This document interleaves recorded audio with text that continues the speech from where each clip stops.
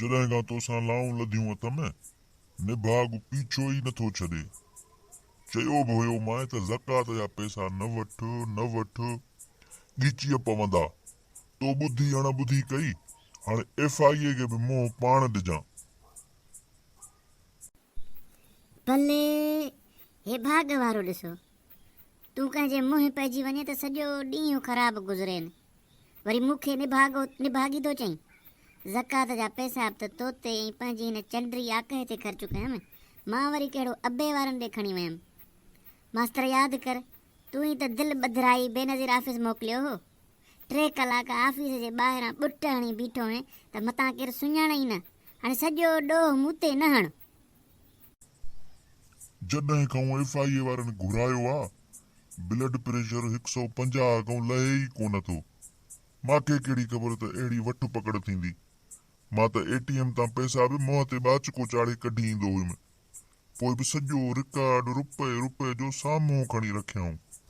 1,30,000 चयाऊं त भरे स्लिप जमा कराए, न त अहिड़ी कारवाई थींदी जहिड़ी बुरड़े कई ॿारनि सां।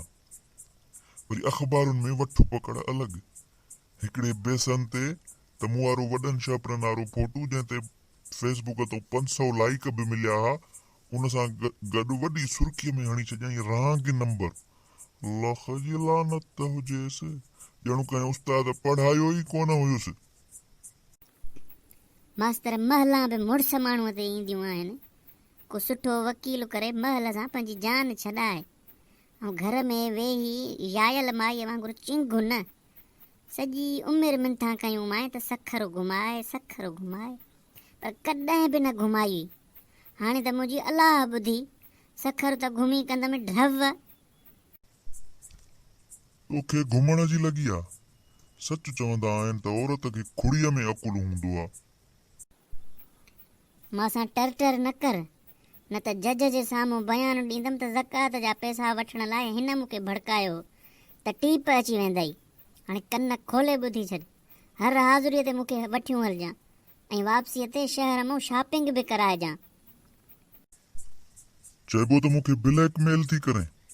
तो जहिड़ी ज़ाल खां त छड़ो चङो हुयुमि।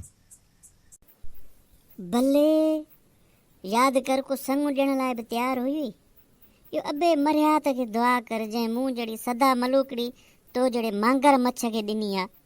मास्तर कीता थो लोड़े, कॾहिं सुख जो साहु खणणु ॾिनई। मुंहिंजे माइटनि ते नज़र पवंदी हुई ॼणु कंहिं वासींग खे ॾिठोई। रुगो हिकु हफ़्तो रहण ईंदा हुआ त मुंहं जो पनो ई छॾाए वेंदो हुई। थोरी घणी ॻाल्हि ते ॿी शादीअ जी धमकी ॾींदो हुअईं।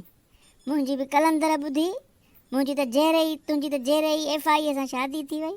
हाणे सॼी उमिरि लाऊं पियो लहिजा आहिनि। हेठि थई भलो थी ग़रीब ज़ाल जा पिटियल। अबोड़े हूंदे संदे ख्वार ख़राब थियण जो सबबु बि इहे नादारनि, अबोजनि, बेपहुचनि जा पैसा ई आहिनि। मां ई तूं इहे पैसा वठी ग़रीबनि जे हक़ ते धाड़ो हणी हुकूकुल इबाद खे लताड़ियो आहे।